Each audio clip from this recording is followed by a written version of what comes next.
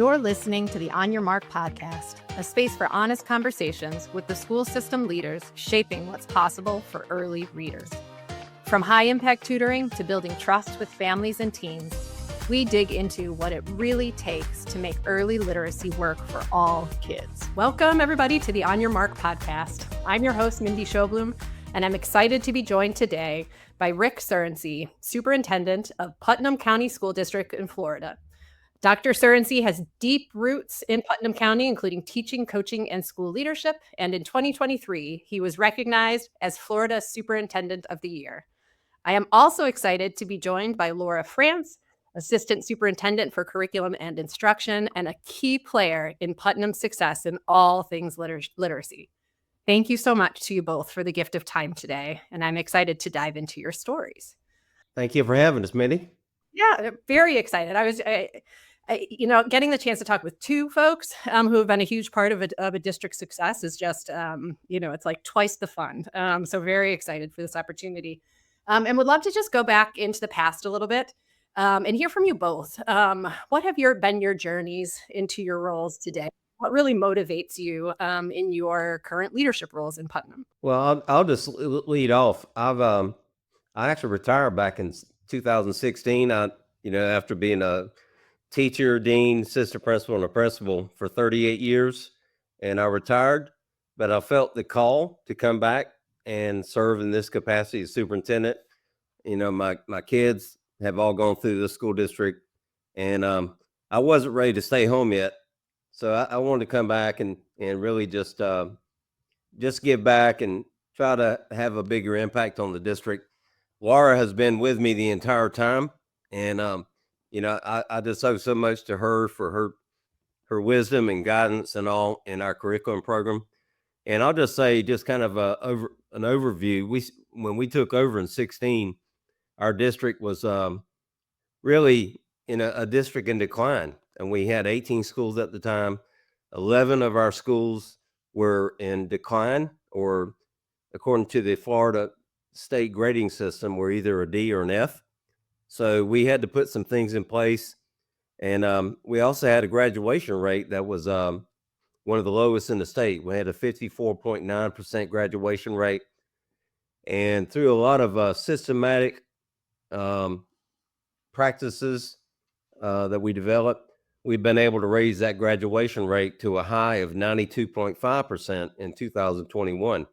So again, that's a whole story in itself. But we started surprising ourselves with some of the improvements we made. And we had one particular school that had been failing for a number of years. And we actually brought in an outside group to work alongside us that helped us to put some systems in place in the classroom that really elevated our teaching. It really talked about engagement of students, turning over the learning to our students. And it was really a systematic way of instruction that we've been able to leverage throughout all of our schools now. But at that one particular school, we were able to turn that school around, and that school came out of failing status. And the principal there actually was selected as the state principal of the year in 2020. So a lot of remarkable things happened at that school. But the most important thing is we've been able to expand those systems across our district. And I'm proud to say out of 11 out of 18 schools that were in decline, we now have 0 schools. And That's we've great. since consolidated, and we now have 13 schools. But we are continuing to improve. You look at our grade, we may now have the highest proficiency in the state, but our continual growth in literacy and math and science, I think we're on the right track, and it's taken time. I think the important thing is we've been able to put things in place, not a quick fix, but just over time, we've been able to see those successes take place. So again, I want to turn it over to Laura. Laura is the architect of all this, and I owe so much to her. And she is definitely the brains behind the operation. So Laura, take it from there. I'm certainly not the brains. If you're the smartest person in the room, you're in the wrong room. So we have been able to gather a lot of people around the curriculum side of the house here and have some fabulous thought partners to do the work that we have done over time. And it is strategic improvement. You can't go from 0 to 60. If you did, it's a quick fix, and it really wasn't broken to begin with. But we did have some broken systems when we took over, and long time poor reading scores. Our scores are still not what we want them to be, but we are certainly making a lot of advancements for our population. And I have spent my 31 plus years here in this district. So, I'm just really excited to be in a place that we've been able to continue to make change in a positive manner, even when our statutes change and the rules change. And the way we're graded constantly is moving around a little bit. There's a lot of shifting that happens in Florida. But we've been able to continue to not fall behind when those changes have been made, because we are making strategic improvements all the time for the entire system. Yeah, that's right. I appreciate you for bringing up the challenge of changing landscapes, and I think you all are in a unique position because you have been there consistently over time for decades now, right? In different roles and seats, and there's a lot of, I think, advantage to that. I would think I was talking with somebody, superintendent recently, who told me that like the average superintendent tenure is somewhere around 2.5 years. And that whenever there's a new person in the seat, right, that everything changes, the staff along with them changes, and then the priorities in the schools do. So I would love to hear you both reflect on, what are the key things that you think you did, if you could point out one or two each, to really move the needle from that 54.9% graduation rate to the 92.5 and having no schools that are considered failing now. What are a couple of key initiatives that you think really moved the needle for kids there? So when Dr. Surrency spoke about the group that came in and supported the failing school that we turned around, we've never looked at anything as a one and done. If that group could go in and make a difference at that school and could help us look at a better way of reaching our students, where our students are doing deep work and they're learning resiliency skills together as they're engaging in really tough work. If that was going to work there, it would be great everywhere. So we would take the things that we were learning there and push them across the district. We no longer have that group with us. However, that work has continued to give us a really clear idea of what should be happening in core instruction. When we are, and I would say that's probably the biggest thing that has changed in our discussion. It's not about intervention. Intervention has to happen. We have intervention. We had great interventions in place before, but we really never were talking about what's happening in core instruction so that we could move kids out of intervention. And so now our discussion for the last probably 6 to 8 years has been what happens in that core instruction, with that cycle of giving explicit instruction to giving guided practice to then bringing it over to a team so that they can work on some really difficult work together and then bringing it back. I mean, the exit tickets, all of that is around what is the standard and not truly going too far beyond below the standard. And that's what we were doing, is we were trying to intervene constantly in core, and we were never bringing the standards up. So our kids were not getting standard-based work that was on grade level for the majority of the day. And that really is what has probably changed. And we have to have intervention systems on the backside of that, but not pretending like we weren't going to intervene our way out of failure. We had to work on the core too.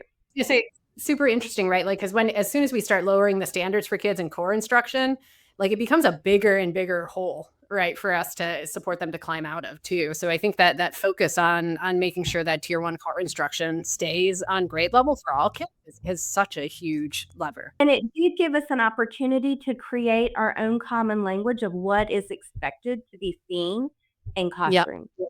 What are we, that expectation is clear. And we have guiding work that we do with our teachers around that.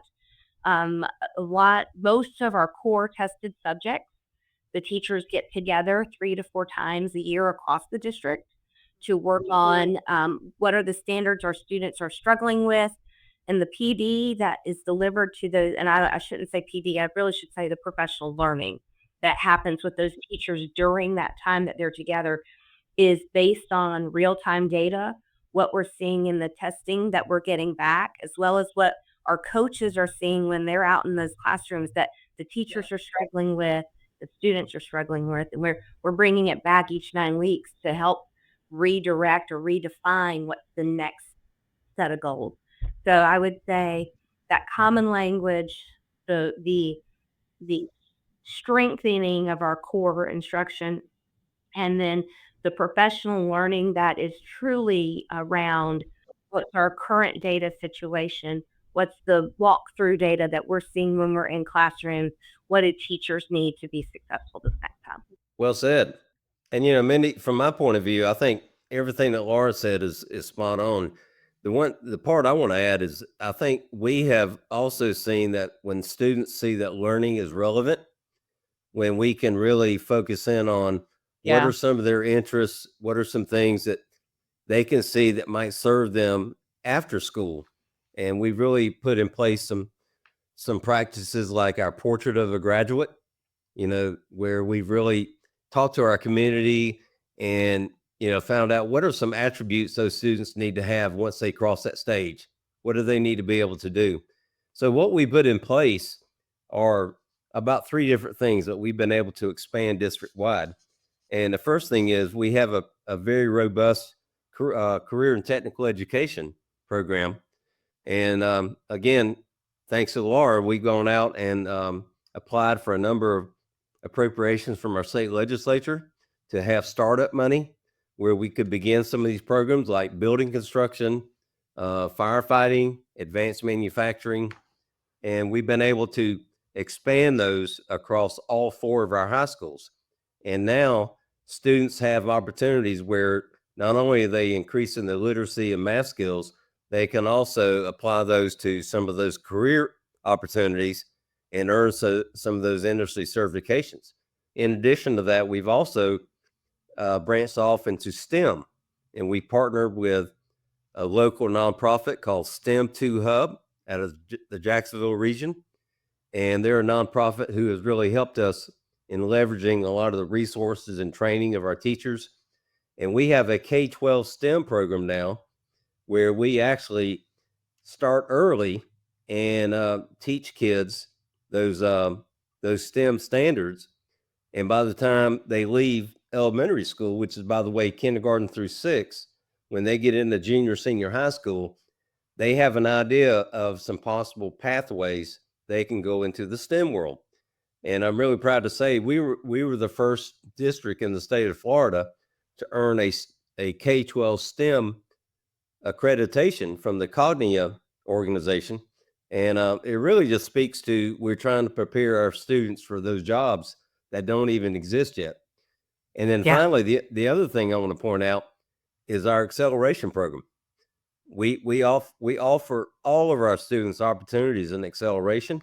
We've had 2 of our high schools have dual enrollment where they can earn an AA degree while they're in high school from our local state college. And also we have 2 of our high schools who have a very robust Cambridge program. And these students, again, can earn college credit while they're in their before they graduate, and they can actually earn a Bright Future scholarship if they graduate as a Cambridge scholar. So those are some things we have. And I'm also proud to say we were just selected this past year as a Cambridge School District of the nation in the small district category, just Incredible. because we've expanded our opportunities and our students have really excelled in those areas. So STEM, CTE, and acceleration have also been some very bright spots. But again, it goes back to that core instruction that Laura talks about. Yeah, core instruction at the center. And I think the one of the things, Rick, that I found you were talking about that was super interesting is just this idea of relevance for kids. I was at my daughter's, she's a senior in high school, my daughter's annual meeting at her high school recently, and she's had a huge like upturn in her grades this year. And everybody around the table was like, okay, what happened? What's the difference here? And it was so simply put out of her mouth. She just said, I'm really interested in what I'm learning. Mm-hmm. And everybody around the table was like, yeah. Well, why can't those learning experiences in all of our classrooms, right? Super relevant and exciting for kids. It's just so exciting to see kids really come alive and show us what they can do when those things are lining up. That's pretty incredible. It goes back to what Laura said too. I think when we help students take ownership of their learning, yeah, where they are the learners, the teacher is a facilitator, and students really do see how learning can be important in their life. They're not just little kids where we pour information in their heads. It's like, how can they interact with the teacher and with each other to enhance that learning? And that's a huge part of our success, is the students really taking ownership of that. One of the things that I would love to hear y'all break down a little bit more is you've mentioned that there aren't quick fixes, right? That the work that you all have been doing at Putnam is about sustainable success over time. And so I'm just wondering how, in doing that, like how can you encourage schools who sometimes get stuck on that, I think, reform turn, right? How do you encourage schools to be able to really create lasting change that ends up showing up and then sticks for kids in the long run? You cannot, and I'll just put in a plug. There's a publication that just came out where Putnam County is centered. I don't know if you saw it. It's called The Turnaround Trap. The Turnaround Trap.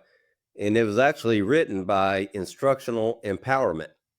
And I'm not doing a commercial for them. I'm just, actually, they were known as Learning Sciences International when they worked with us, but they actually featured Putnam County in this publication. And I would encourage your listeners, you can access it online, but it really talks about what you just referred to.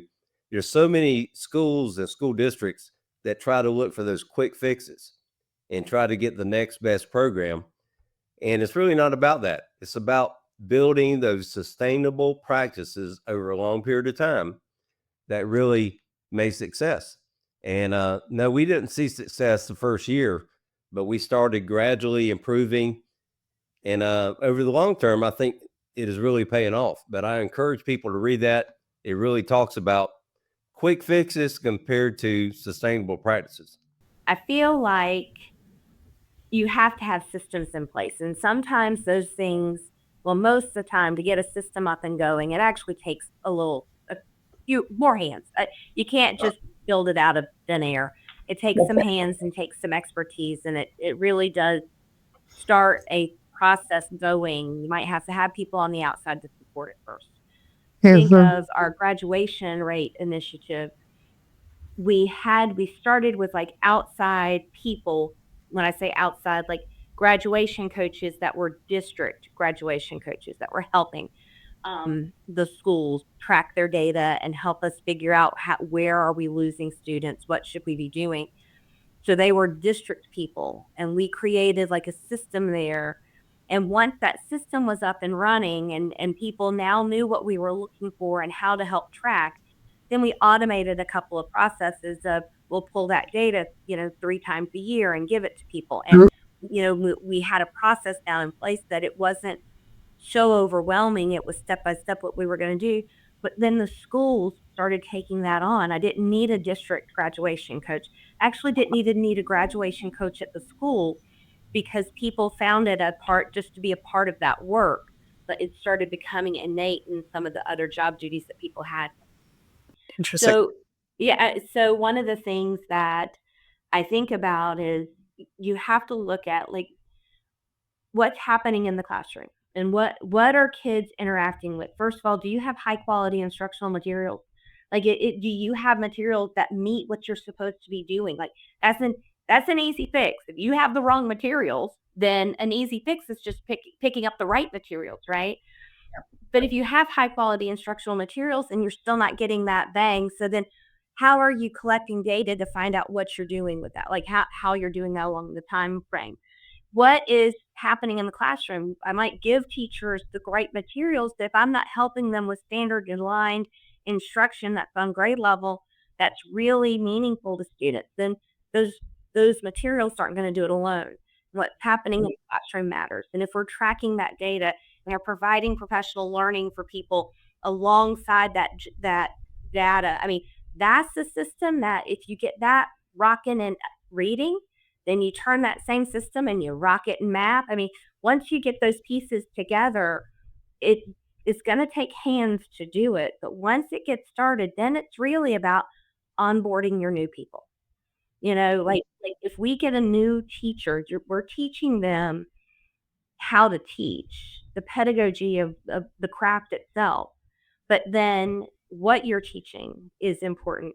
So it's almost like now we're just onboarding new people to do the work the right way. And so that now it's a little bit easier to do. And if I found success, if I've been struggling teaching fifth grade reading and all of a sudden now my kids are successful and my scores are great, well then it's embedded in me now to continue doing that work that's making a difference. And so it's taken years. And you're right. If a new superintendent came in 4 years ago, we'd not be starting at the bottom, but you certainly start not where you don't just keep moving that machine. It takes a toll when people come in and go. So that would be one thing that I think has been really successful here is the consistency. So that vision modifies, but it doesn't really change completely. The way you're talking about it makes me think a lot about Jim Collins's work and really thinking about the flywheel. And you all have a flywheel that is spinning, and what a good space to be in to really be thinking about how are we adding people in so they become a part of the momentum without actually slowing the wheel down. That's a really powerful place to be in as an organization. Very, very cool.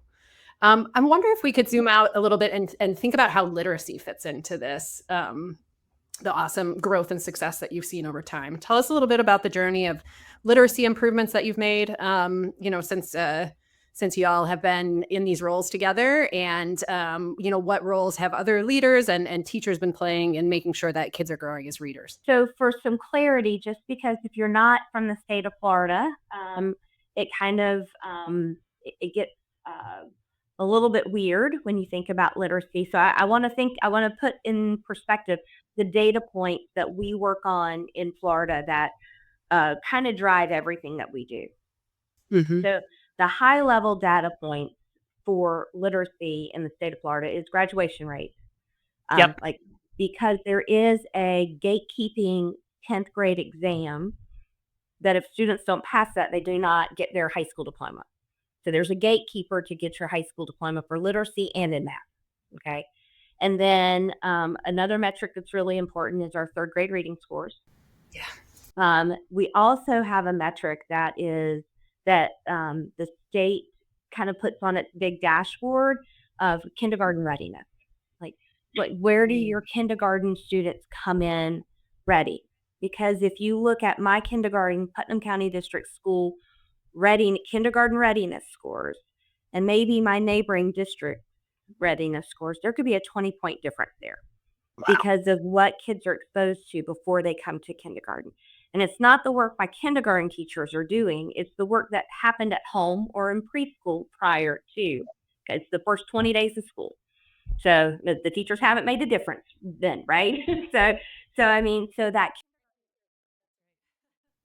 that kindergarten readiness score is like one that kind of gives you like an idea of what's literacy in your community before 4-year-olds come in, right? And then for our school grade designation, which Florida does, they look at your proficiency of reading.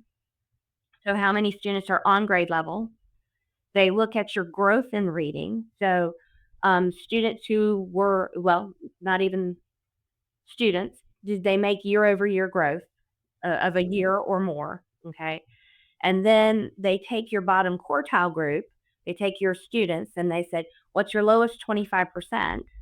And those students have to make growth, over a year growth. So the formula really does put a lot of emphasis on making sure that you're proficient. If you are proficient, that you're maintaining growth. If you're not proficient, if you're the bottom quartile, then trying to continue to raise that a year over time, right? So that kids are not going behind. And it is interesting. We have a data chat process that we do with our administrators every 9 weeks. And it's interesting because they're identifying their bottom quartile right now, because it gets solidified after our first Yep. who is actually in our schools at a certain time. So they're solidifying that those students are definitely getting support.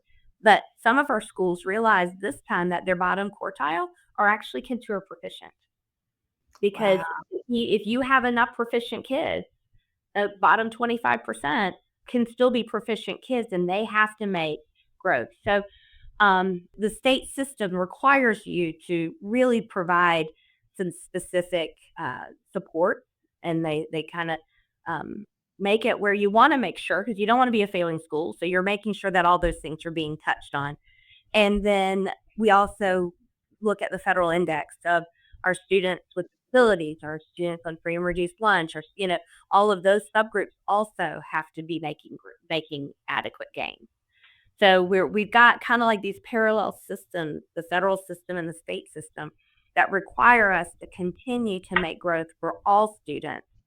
And those are the things that kind of drive what we're working on. Something that's really interesting about it, I wasn't so super familiar with the Florida system for school grades, but it's probably the first time that I've heard in talking with folks around how it doesn't matter if you're a high performing school or low performing school, everybody's got to keep growing. In order to maintain that good status, you have to be serving those kids who are your strugglers the most. And that you're always going to be held accountable for them to at least stay at that space or get better. And that's pretty powerful in terms of expectation, right? And the state keeps raising the bar too. Like I said, it's never a static model. It's constantly changing, which is fine, because now that we have systems in place, we can actually, make little adjustments and make a big deal when those rules change. They really, having those systems in place is the biggest piece.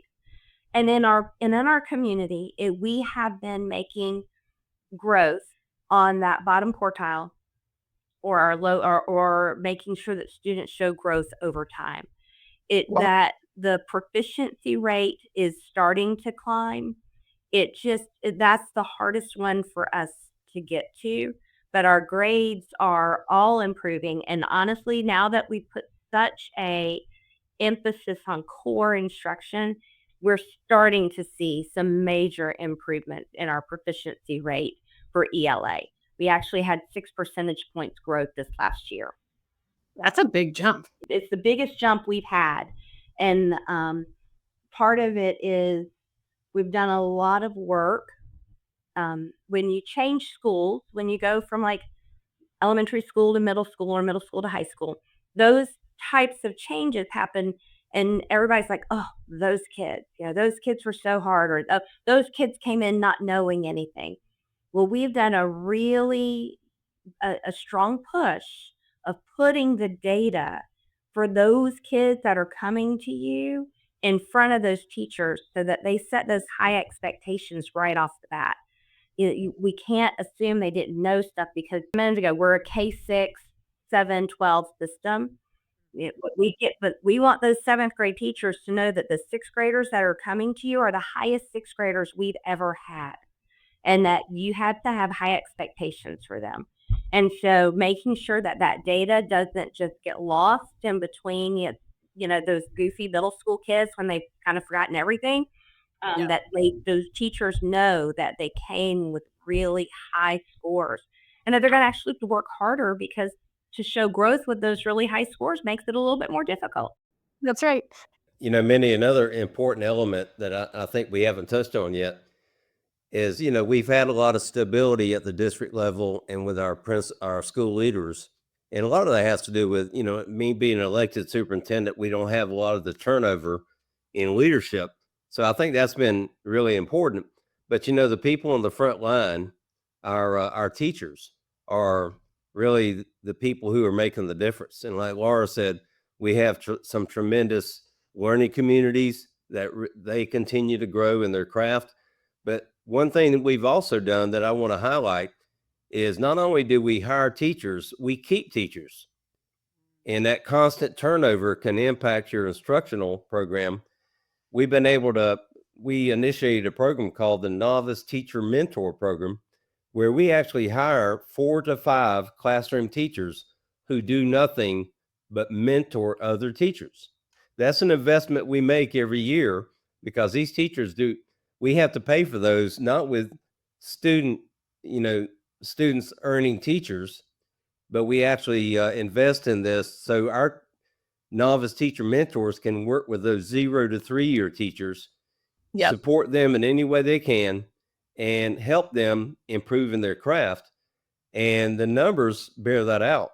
When we started this, I believe in 2017, we had a 65% turnover rate, retention rate in 0 to 3 year teachers. And by putting this system in place where these teachers constantly are getting that extra support, our retention rate is up to 93%. So again, we talk about teacher shortages. We don't have a teacher shortage because we keep the teachers when we hire them. And not only do we keep them, those teachers continue to grow and become, expert teachers because they are here. They're constantly getting that professional learning that Laura talks about. And so all of that is part of the entire system. That's incredible. 93%. That's another thing to be really, really proud of. Indeed.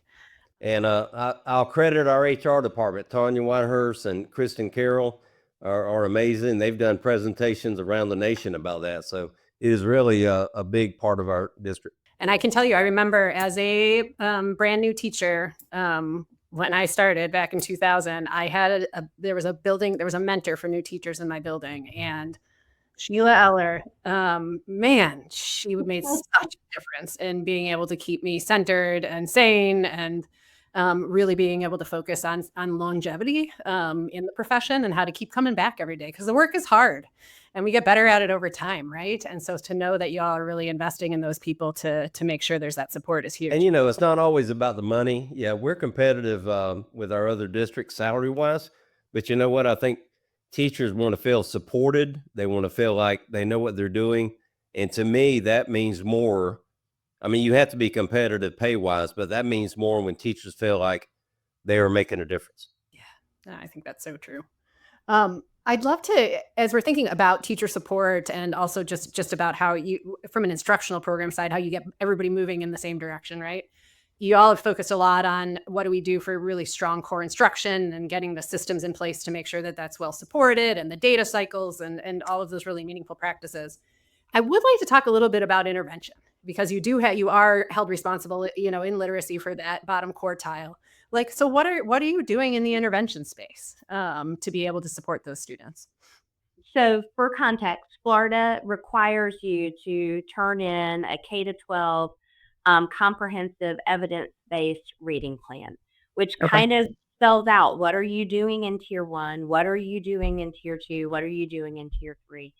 And our board has to approve it, but then it goes to the state, and then the state reviews it, and they'll push back. They'll be like, I think you need to serve more students. I think this needs to have a little bit more time in there. So really and truly, the state does review it and send it back to us with modifications. But that comprehensive reading plan spells out kind of, if you are in kindergarten through second grade and you are having a phonological awareness problem, this is what we use. This is when it happens. That is one thing that it's almost like a if you're doing this, then this is the pathway that you take. And is that created by you all, or are there prescriptive measures from the state that they tell you to do? Well, there's like a template that we have to answer to every single question. So the template kind of helps guide you through what to answer, like what does that look like? But a lot of it is our own language, and it's out there on our website. And there's I think on the state website there's everybody's, and the state is there too. So if we were using a product or a program like Open Court and we were struggling with it, like how people are finding a lot of use, or like a district that's doing really well, we could go to their plan and look to see what they say they're doing with that plan. And we are required, the students have to be scheduled into that. And I will say it is a little bit hard to schedule all of the different things that students possibly could need. Yeah, sure. So our schools have gotten really good at that. We have paraprofessionals who have micro-credentialing, so that they've gone and they've done some training so that they can provide tier 2 or 3 instruction. Underneath the guise of a teacher is also like helping with that. So our teachers who provide intervention have to be reading endorsed. So, I mean, those teachers also have to have like extra credentialing. So there's a lot of training that happens. And honestly, the students who are going to intervention should be getting the highest quality instruction and the instructional person in front of them to make a difference. Yeah, for sure. And so, that if you looked at the state's plan, it is very prescriptive. And the programs that you can use are kind of approved or tiered through what is the evidence that they say it works. That is it. I'm interested. I haven't seen that part on the website yet for the state too, just to see how different folks are approaching those pieces too. Do you like overall find that that's supportive for you all to be able to move the needle for kids, or tell me a little bit more about that? It's important. It's certainly. Let me say what we're doing right now. Yeah. Our coaches are going in right now and pulling our students who should be receiving those interventions based on their data. And we're going into schools right now and saying, I see Rick Surrency should be getting intervention, and this is what he should be getting because of his scores. Let me go see what's happening in that intervention room. Let me go check and make sure that that student is where they're supposed to be getting. I mean, that checking on that right now is putting a little bit of an onus on us to make sure that kids are where they're supposed to be, getting what they're supposed to get. Because a lot of times the kid doesn't want to go, and so we just let them not go. It's making us be a little bit more responsive to ensuring that our kids are getting the intervention that we say they should be getting based on their scores. Interesting. Another part that I want to add, again, talking about our entire instructional program, and Laura talked about going into classrooms and that type of thing, but our district also uses what we call a trend walk instrument. Laura, I don't know if you mentioned this earlier, but we partner with the district instructional team and our school-based leaders, and we go through a number of classrooms in each school several times a year. And again, it's non-evaluative, but it is simply to go in and see what kind of instructional trends positively and those areas that need improvement are we seeing happening. Are they on pace? Are they teaching the standard that they should be teaching at the time? Are they using explicit instruction? Are students interacting with one another? There's a number of items on that trend walk that they look at. But more than that, we take that data and we look at it not only at the school level, but at the district level. And it really helps to inform our coaching, our district coaching, and when our teachers come together in those learning communities. It really gives us a mirror to look at. Hey, are we following our plan? And again, I think that helps to drive the needle as well. Yeah, having the shared conversations and the clear things that you're looking for based on the plan. And ultimately, I have a strong belief that adults want to be held accountable just as much as kids do, because they want to know that when we say we're going to do things, that the follow through is going to be there, and that follow through is actually supportive, and that accountability is supportive too.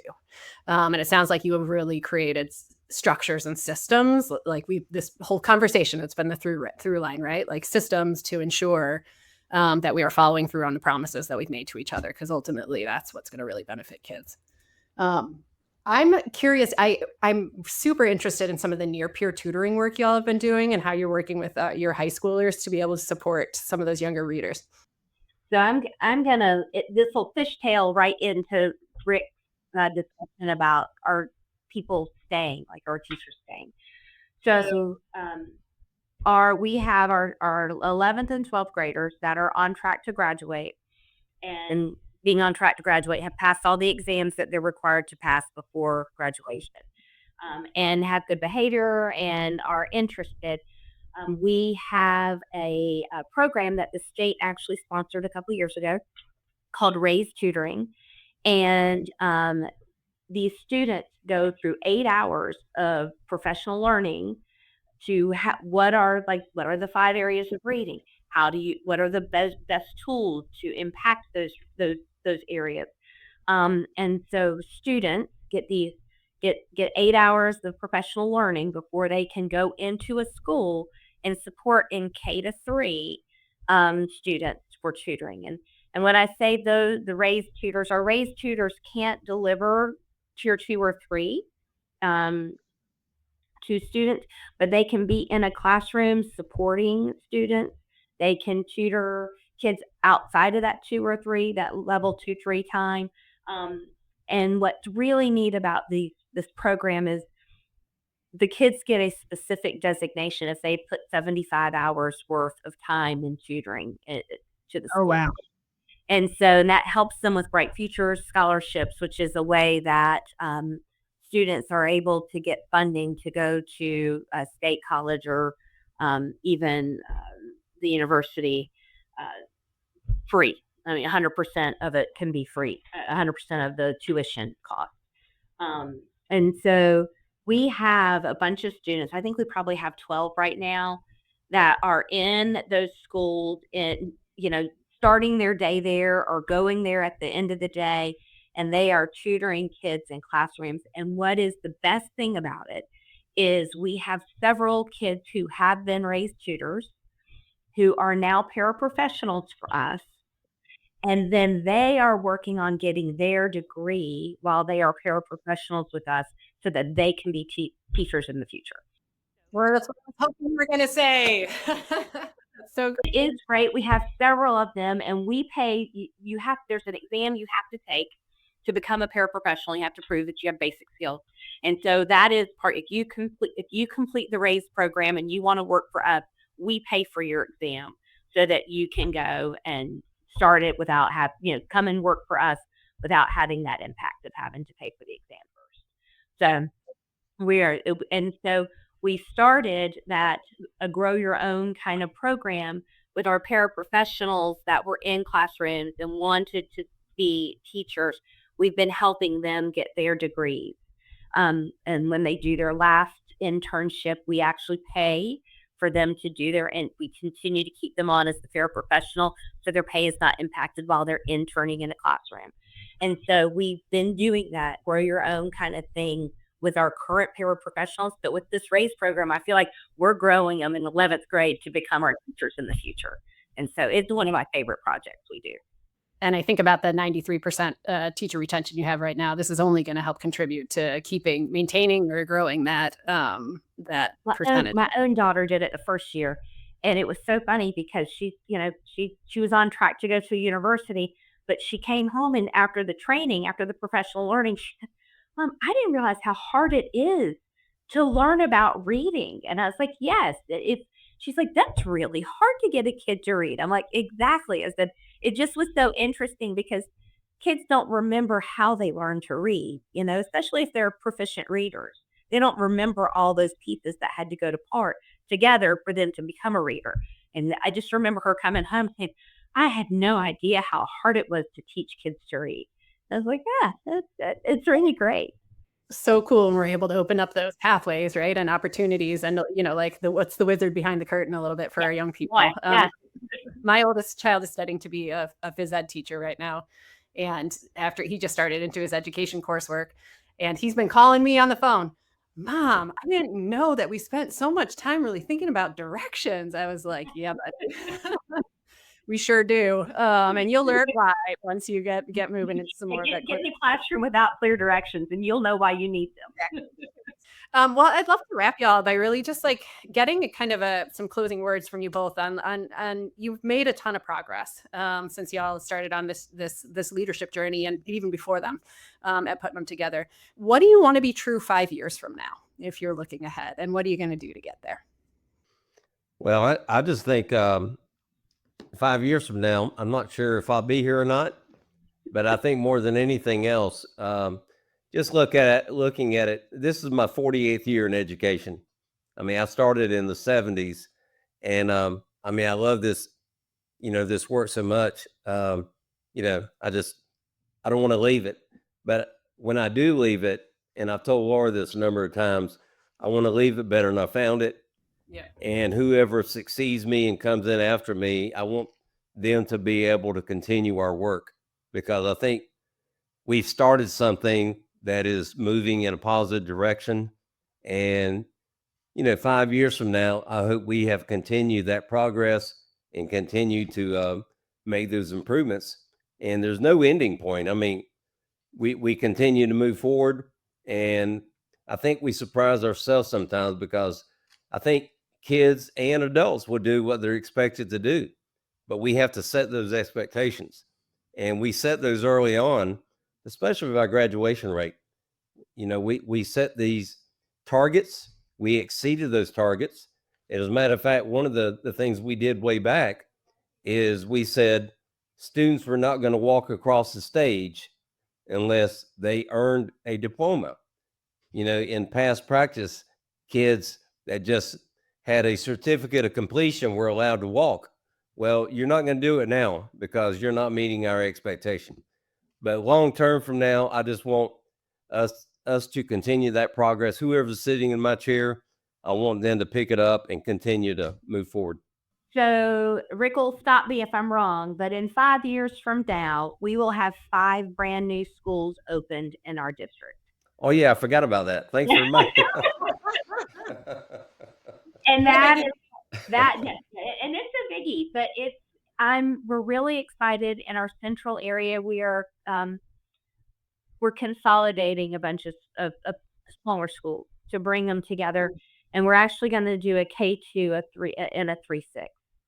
And I am so excited for what that possibility is going to be in that early childhood K2 place for those students, that I look forward to in 5 years from now, the impact of having those new spaces for our students with our teachers who work so hard and have been such champions of the work for kids. I just hope that we see a major explosion in education here in success, especially with those brand new schools.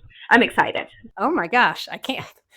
5 years, 3 new schools. That's a lot. 5 new schools. That's right. You said we've got 2 opening up this year, and then by then the high school will be complete, and then 2 more, the K2. So it's really exciting to see so much investment, positive investment in our community towards education. Well, we passed a $300 million bond issue in 2022, and that was a huge risk politically, but you know what? We're starting to see the fruits of our entire district's labor and all the people, and that was I think, as Laura said, that's going to be a dream come true. So can't be more proud.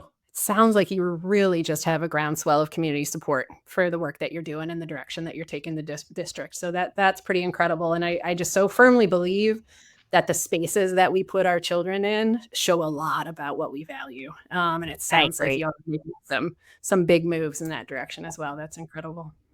Well, Laura and Rick, I know you are both very busy folks, and I just thank you so much for taking the last 45 minutes to spend with me, and for all the folks who are going to get to hear more about your story and the wonderful work that's happening in Putnam County. Thank you for having us on today. Thank you, Mindy. Appreciate it. Thanks. Thanks for joining us on the On Your Mark podcast. If today's conversation sparked a question, idea, or story of your own, we want to hear it. Connect with us on LinkedIn or YouTube, or visit onyourmarkeducation.org to discover how we're accelerating early literacy through powerful school partnerships and evidence-based intervention.